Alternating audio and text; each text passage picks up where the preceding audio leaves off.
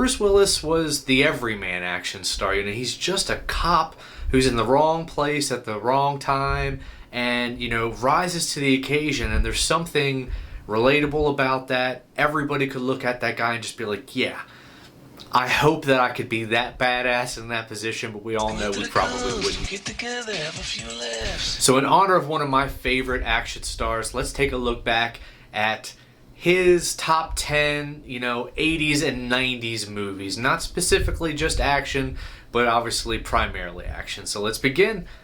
Alright, at number 10 we have Armageddon. Now I know this movie hasn't aged all that great. These days it's more like a punching bag than a blockbuster.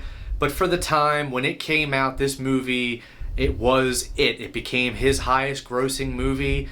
And it's just a fun romp. If you can just turn your brain off, go back. I mean, look at the cast. You have all these amazing actors in their prime. You've got Bruce as a driller who's going to go up and try to save the world. I mean, just have fun with the movie, okay? Don't take it too seriously. I know the movie tries to take itself too seriously a lot of the time, but those moments don't work as well as they used to on me, but I still enjoy the action sequences, the characters, and 95% of the movie still works for me, so I can't not include it on an 80s, 90s top 10 list for Bruce Willis. So, number 10, Armageddon. Number 9 is Die Hard 2. Now, I know that this is just Die Hard at an airport, but you still remember it. You can at least tell me about the movie. You know, John McClane spends most of the movie just remarking on how ridiculous it is that he's in this position again. And I think some of the action sequences work really, really well. The villain is kind of weird. And then you have the twist with, you know, he's in cahoots with the military guy. You've got the asshole, you know, airport police guy. It's pretty standard for a movie when you look back at the late 80s, but it just works, okay? The movie is still Bruce Willis. He's already established himself as John McClane, so we don't have to wait for things to pop off. The movie certainly doesn't wait for things to pop off. It's 90 minutes of mindless fun, okay? So just turn your brain off, watch John McClane kick ass for 90 minutes, and have a good time. It's not number 1, it's number 9, okay? It's not a masterpiece, but it's a good time. At number 8, we have The Whole Nine Yards. Now, this is my favorite Bruce Willis comedy. You put him with Matthew Perry at the height of the Friends' popularity, and it just works, okay? You put them with a surrounding cast. Michael Clark Duncan is great. Again, I can't believe I can't remember the guy's name. Yanni Gogolak, he's freaking brilliant. He kills me. His character kills me. So there's so many wonderful memories of watching this movie as a child. Again, probably shouldn't have, but I did. Bruce Willis plays, you know, contract killer Jimmy the Tulip, who moves next door to Oz, played by Matthew Perry, and you know, it's the odd man relationship. You get it, you've seen it, but those two bounce off each other really well, and you add the whole contract killing thing into it, so it has some fun twists and turns, and it's number 8 on my favorite Bruce Willis movies. Why did you kill him? Well, I had to kill one of you. Well, then you definitely made the right decision.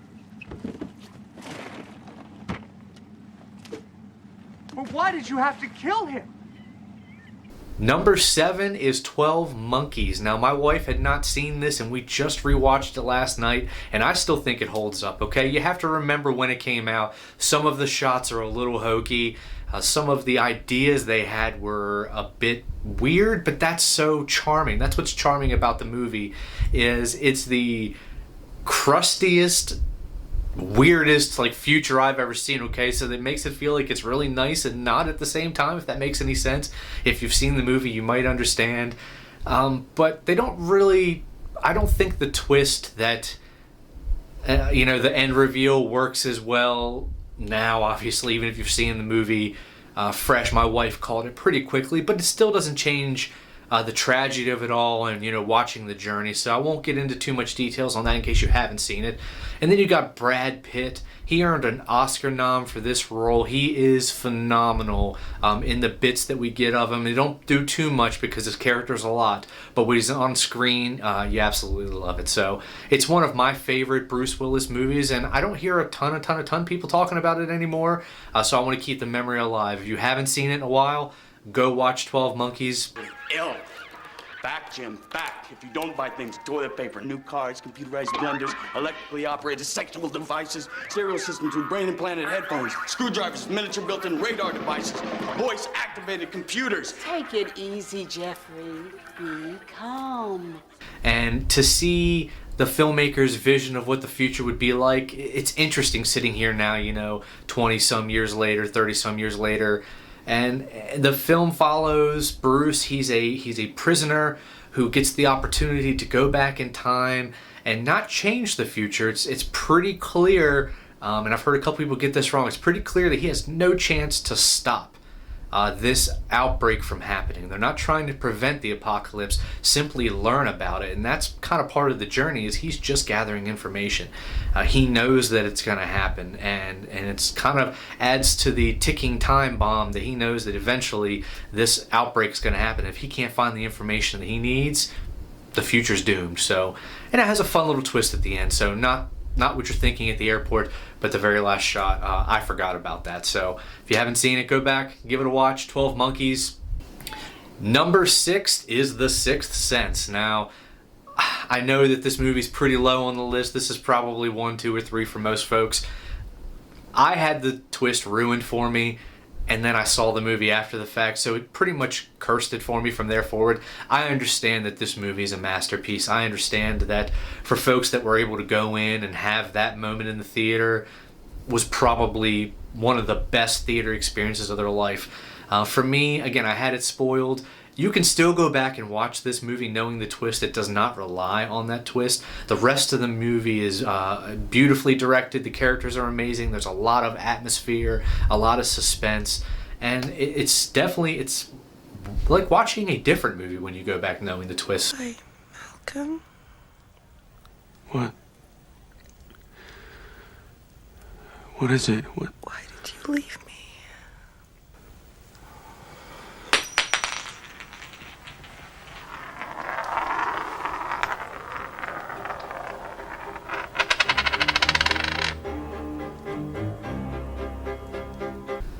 Alright guys, this is the part where I piss everybody off, because number 5 is Die Hard with a Vengeance. Now again, we're only looking at 80s and 90s movies, remember that, but people still aren't going to like that I have Die Hard with a Vengeance above Sixth Sense, but I don't care. I like watching that movie better, and I think you put Bruce Willis and Samuel L. Jackson together in New York City. It's the only film we get with John McClane in New York, so it's a whole lot of fun there, and I'm a big fan of this film. I don't think it's underrated. I do know that there are a lot of Die Hard fans that hold this one in high accord, so I know I'm not alone, but again, I'm just throwing my hat in the ring there. Jeremy Irons is amazing as Simon, the brother of Hans Gruber from the original Die Hard, coming back for vengeance. He has a very clever plan, so we get to kind of watch that play out. And we're along the ride with John McClane. We see that even though he's caught off guard, he's still a man that just gets it done. He can always figure it out. And then you have the wonderful comedy in those two bouncing off with him and Samuel L. Jackson. Obviously, you have the iconic scene with him in the sign. Morning. Good morning. You having a nice day, sir? You feeling all right? It's one of my favorite action sequels of all time. It's one of the best Die Hard sequels, in my opinion, if not the best Die Hard sequel. Again, it has one of the best villains in Simon. I think his phone calls, his dynamic with John McClane is wonderful. And again, it's a fun romp. It's fun to watch those two drive all over New York City trying to solve these puzzles and defuse these bombs. It's a fun time. It's a great movie, and it's number 5 on my list.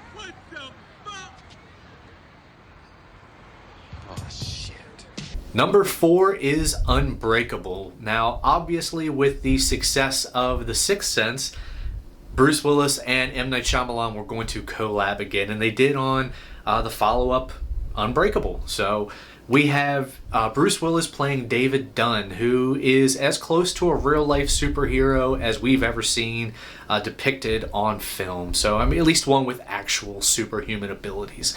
They frame it in such a way and they bring it along in such a way that it just kind of makes sense. In this world that they've built, it makes sense that these extraordinary people exist. You know, David Dunn has his career taken from him, and then he survives the train wreck. Then you have Mr. Glass pops in, and again you have Samuel L. Jackson with just a wonderful dynamic. Those two together, Bruce Willis and Samuel L. Jackson, just work so well together. You know, I won't spoil it, but you get the twist.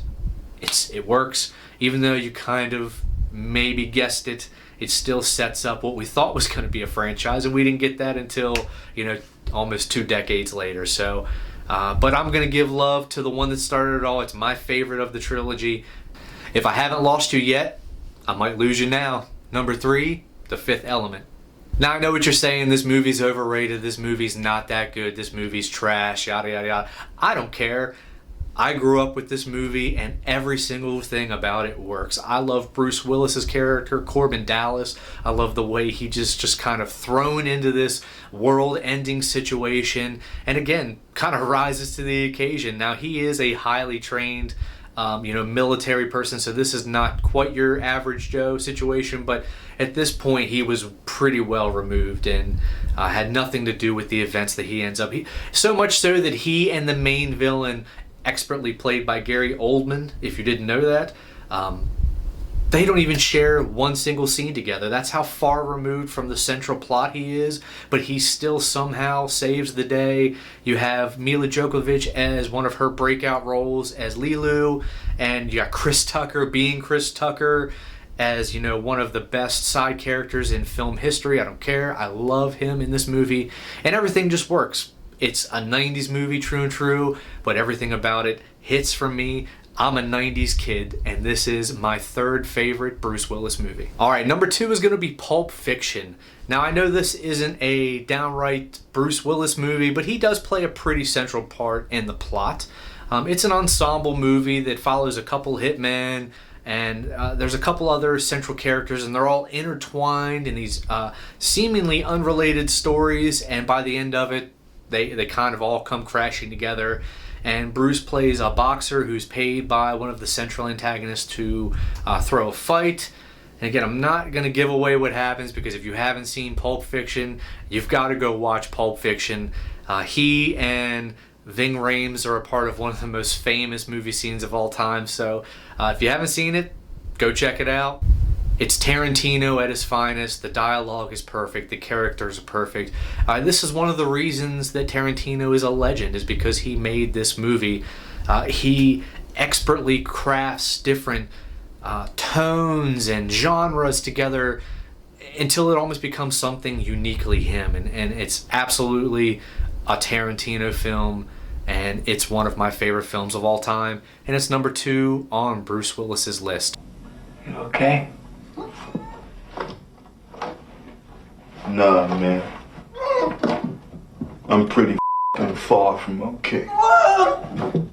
But at number 1, if you couldn't guess this, I got no help for you. I'll just throw you off Nakatomi Plaza. But number 1 is Die Hard. Of course it's Die Hard. This is the movie that made Bruce Willis Bruce Willis. This is the movie that proved that you don't have to have a 300-pound greased up dude as your central hero. You can throw in every man, a guy that looks every bit of 200 pounds and he's slightly balding already. It's okay. We can see ourselves in that hero. As long as he doesn't act like a jackass and rises to the occasion, we're going to cheer for him. And it was Bruce Willis's unique way of being convincing that he could handle the situation while at the same time looking like he was completely out of his element. So I don't know that anybody else could have pulled it off. It was the perfect casting. It was lightning in a bottle, and it's one of my favorite movies of all time. Probably top 3. There are times where it might be number 1, but it's definitely in the conversation for my favorite movie of all time. So Die Hard is a gem. I can't say enough great things about it. And that's not even talking about the late great Alan Rickman, who was making his first feature film debut after being very, very acclaimed in his previous career. And again, if you haven't seen this climax, here you go.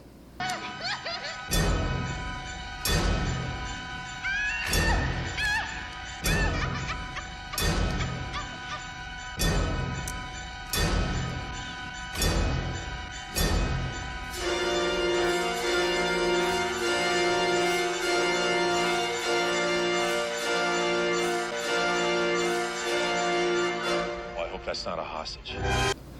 It's been a little over a year since Bruce Willis' family announced his struggles with dementia and formally announced his retirement from acting. So, again, it just breaks my heart that while a lot of these other actors we're going to talk about, I have talked about and will talk about, while they're not in the prime of their careers anymore, they're still releasing stuff. We're still seeing them, in the public eye, but Bruce Willis is very much retired. And it definitely feels like a little part of my childhood retired, and because I know that I'll never get to see any more Bruce Willis movies. And at this point, I'd even take a shitty Die Hard. So I already miss you, Bruce. Thank you for everything. I know you'll never see this, but you were a huge part of my childhood. And thanks for all the memories, man.